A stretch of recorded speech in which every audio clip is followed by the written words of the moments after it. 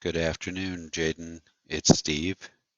It's Thursday afternoon. It's about 3:30 in the afternoon. It looks like it's a pretty nice day outside, although I've been working, so I haven't had a chance to be outside. I hope that you've gotten some chances to get out when the weather's been nice, at least playing around locally in your yard or on the block. With social distancing, of course. Anyway, thought I would read and send you another story today. This one is called Don't Hurt It, written by Anne Harth.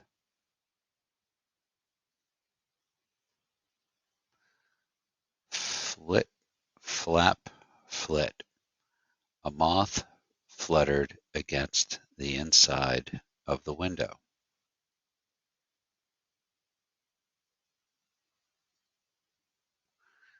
Terrell watched. Terrell watched. Flop, flutter, flit. The moth was creamy brown. Its antennae looked like tiny feathers. So the word antennae is plural for antenna. It means two or more.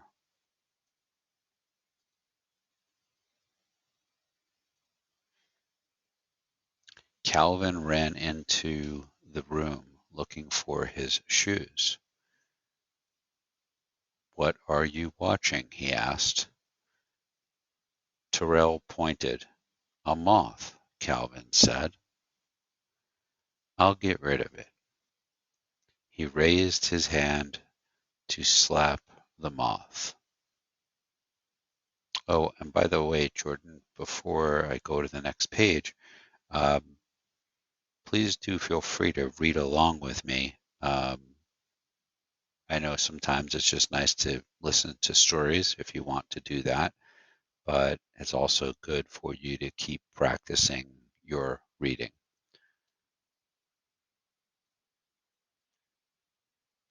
No, Terrell said. Calvin glanced at Terrell. No, he asked. Don't hurt it, Terrell said. The moth saw its chance. It fluttered away from the window. It landed on the ceiling. Its wings opened and closed. Now, that moth doesn't look so scary or anything. Probably just wants to get outside, right? Calvin shrugged. Hey, Mom, he called. I'm going out. He left. Terrell lay on the floor. He looked up at the moth. It had one black dot on each wing that looked like eyes. Oh, another thing to just remember is that when these stories were written, um, there weren't any issues with going outside. There was no coronavirus. So um, don't think that they're doing anything that they're not supposed to. Ebony wandered in with a book. She sat on the couch. The moth fluttered from the ceiling.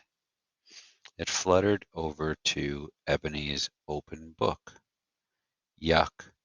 She waved her hand. Go away. The moth landed on a page of her book. Ebony started to flick it with her finger. No, Terrell yelled. Don't hurt it. Ebony turned to look at Terrell. The moth saw its chance. It fluttered away. It landed on the window curtains. Terrell moved close to the moth. Its body was fuzzy. Black, shiny eyes looked at him. Whoosh, zoom, whoosh. Mom came in with a vacuum cleaner. She vacuumed under the chairs and under the tables. She moved closer to the curtains. Uh-oh, what do you think might happen here? Oh, you don't belong here, she said to the moth. She raised the vacuum cleaner hose. She moved it towards the moth. No, yelled Tyrrell. What? Said Mom. Don't hurt it. Mom turned off the vacuum. Okay, then take the moth outside. Tyrrell crept closer to the moth. It's not safe for you here, he whispered. He cupped his hands around it. The moth's wings tickled his palms.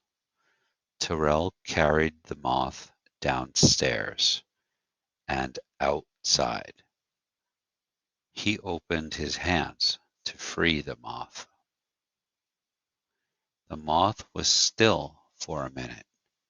It opened its wings and closed them again. You're welcome, Tyrrell said. The moth fluttered away.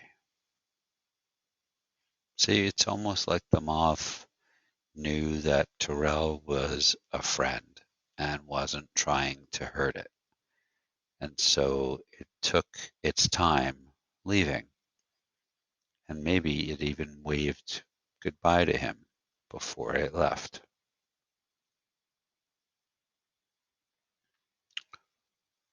Why does Calvin run into the room? Well, I think Calvin heard Tyrrell saying something about the moth and maybe the moth sound too. How would you describe the moth's body? Well, I'm going to leave that one to you, Jordan. How would you describe the moth's body?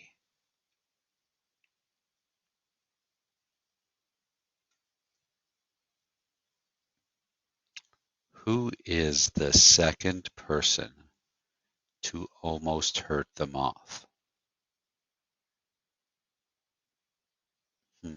What do you think, Jordan? Was it Calvin? How does Tyrrell feel about the moth? What do you think, Jordan? I think Tyrrell is curious about the moth, and I think Tyrrell respects that the moth is a living thing and that it isn't trying to hurt him.